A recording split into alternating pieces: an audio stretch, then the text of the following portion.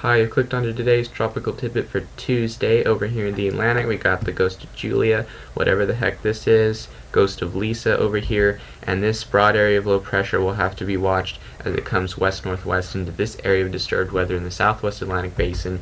And the big story over here is Tropical Depression 16, freshly developed this morning, monsoonal low in here, weighted to the southeast of the storm with all the thunderstorms out here, all the winds out here. And this is actually a really cool situation because you got a bunch of cold air coming in here. This is actually modified cold air in the western Gulf of Mexico coming in with this trough, trying to assimilate the monsoon trough and turn it into a front. You can see the front comes down like this, and we've got the monsoon trough right here, and this is really going to be interesting because we're going to have this trough digging way in and bringing all this tropical moisture right up into the southeastern US. And this over here, if you see the monsoon trough extending from Tropical Depression 16, it extends this way, and this over here is actually what remains of Matthew's old circulation swinging down here. You can see the front pressing it to the south over here, and Matthew's going to be coming down and around and back up and perhaps trying to redevelop something in the Caribbean down the road after Nicole leaves. And this will get named Nicole over here eventually. If we zoom in on this, we can see a center of circulation developing nice and well defined south of western Cuba over here. Still not very tight. The vorticity is still rather spread out around here. You got most of the winds again to the southeast of the center with all these heavy thunderstorms down here. You can see that pressures have continued to lower in here, and have actually started to lower rather fast in the last few hours in the northwest Caribbean, and they will continue to fall. We're now down to 1001 millibars, and this is very close to tropical storm strength, probably will be in the next advisory. And looking at the water vapor over here, you can see this trough into the northeast, a renewed shot coming down behind it. The shortwave will be digging in over Alabama over here, and this is really going to be lowering pressures in this area over here. And there is a lot of baroclinic forcing going into this. As this system develops, it's going to be coming up, and you're going to see pressures try to lower ahead of it, and we're going to see a lot of low pressure development along the front. And this is going to be like a baroclinic wave, and the NHC is going to try to take the name away from this before it gets to the Carolinas. And that may not be a great decision, because when you get these things to come out of the tropics and develop, you get a tight circulation, a storm, it comes up, and it's not extratropical yet, it's getting entrained into a front, but it's still got, as long as it's a distinct feature and not absorbed into an extratropical low, you really should keep the name on it so that folks realize that they've got a storm with tropical impacts coming at them, instead of just your everyday low pressure system in October, or September rather. It's still September here, so I don't know, we'll see how the name game goes with this, but this is going to be coming up. You can see all the dry air, and it's going to be a battle between whether this really becomes a focused tropical system and gets sheared by the trough, or whether the baroclinic enhancement from the divergence aloft actually aids the system. And I'm going to talk about that a little more in a minute. And the dry air coming in from the northwest is also going to be an issue. Again, the center's in here. You can see the moisture focused to the southeast of the center, not really anything to the northwest of it. If we go over here to the GFS, this is 36 hours, and what you're going to see out of this is you're going to see it developing for the next 24 hours south of Cuba. Then it's going to cross Cuba, and you can see the GFS has it at 998 millibars over South Florida in 36 hours. That's going to be sometime Wednesday evening.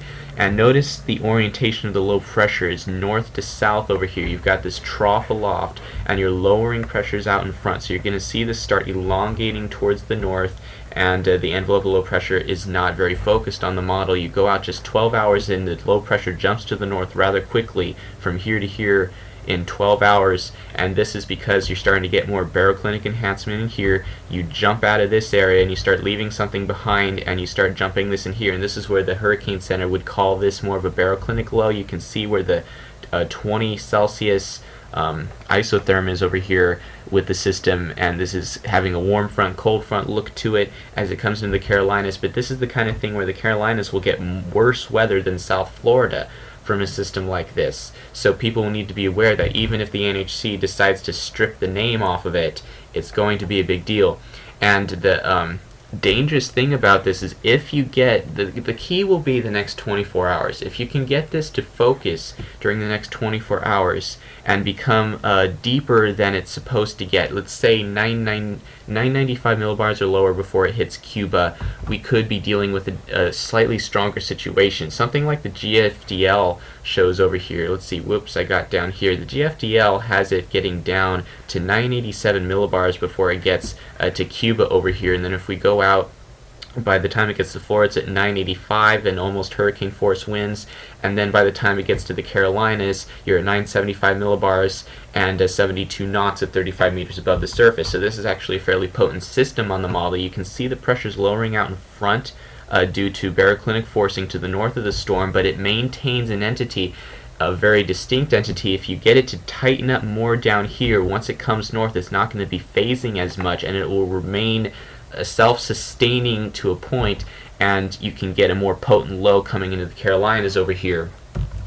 So this is what we will be watching over the next 24 hours to see if this can tighten up some more, maybe get some sort of a core going, and see how low the central pressure can get before this gets drawn north across Cuba and into Florida, because if we can really get this tightened up into a true tropical system with actual structure, what you'll see is instead of energy getting taken out of it to the north and forming this strung out area of low pressure along a front on the eastern seaboard, you'll see more of a focused area that comes up and remains a formidable system here even as pressure is lower to its north, and something that could actually tighten and deepen due to the baroclinic forcing. Oftentimes developing tropical systems can actually utilize the trough to strengthen instead of weaken due to the wind shear. So we'll have to see how this goes as this comes up, but this will be probably passing near South Florida and then into the Carolinas, bringing rain to these folks. The Carolinas will probably get it the worst. I would guess North Carolina will get the worst weather out of this. The far western Bahamas will also be seeing some nasty weather from this. South Florida, it'll largely depend on where the center tracks, because the worst weather will be east and south of the center. So we will have to see how close it tracks to Miami, east or west, to see whether they get the worst part of the weather. But if you're on the northwest side of the storm, you're not going to see very much, but there's going to be a lot of rainfall along the eastern seaboard with this, and most places need it. So this is good news, and hopefully this won't strengthen too much, but keep an eye on it to see if before it gets to the Carolinas you have some nasty gusts, perhaps to hurricane force, if this can hold together. So we'll be watching that. If we go out to the GFS day 6, we see a second system developing near Cuba. Nicole is gone by this time. You see this big cold high pressure system building into the eastern United States as the trough tries to lift out, and you start lowering pressures underneath, and you see this system out in the Atlantic that I was showing you, this guy out here showing up at day 6, lowering pressures near the Antilles Islands, and this will have to be watched as it gets drawn into the situation. Look at the European day 6, Nicole's gone. You can see a big area of low pressure over here in the Caribbean, trough digging down with high pressure building in over the top.